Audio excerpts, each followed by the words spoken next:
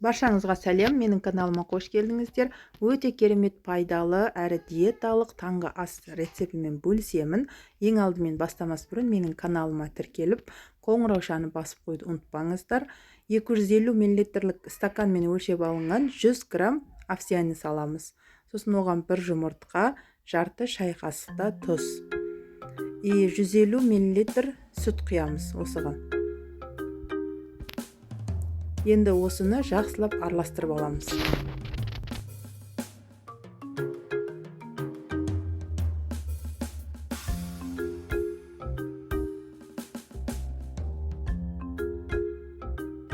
Жақсылап араластырып алған соң, дәл осылай қасықпен бір тегістеп алып, оны 10 минутқа қалдырамыз.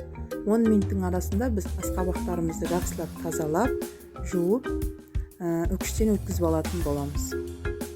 Бұл жерде асқабақ 200 граммдай асқабақ бар. Енді жуып тазалап алынған асқабағымызды үкіштің осындай кішкентай жағымен өткізіп аламыз.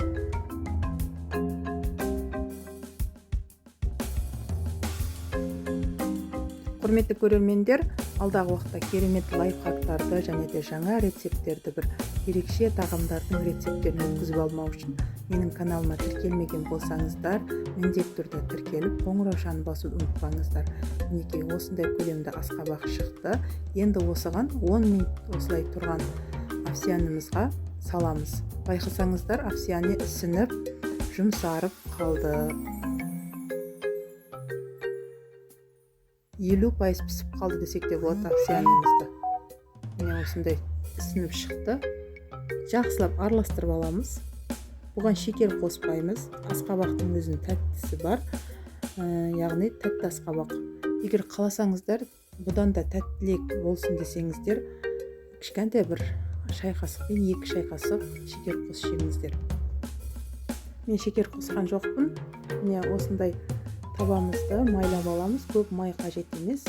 Енді кәдімгі қасықпен осылай салып, шет-шетін формаға келтіріп қоямыз. Қатты жұқа қылып жаюдың қажеті, осылай средний қылып жайып аламыз.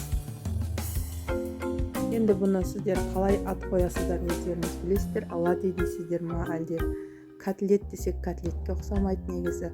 Кәдімгі таңғы ас пайдалы, өте пайдалы.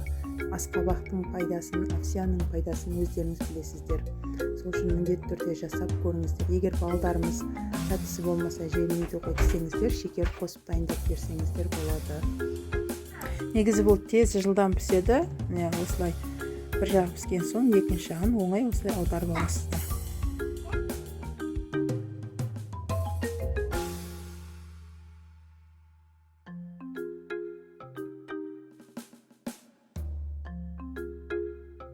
Міне осылай рет-ретімен пісіріп ала бересіздер. Жылдам пісіп шығады, әрі жылдам дайын болады. Міндетті түрде жасап көріңіздер.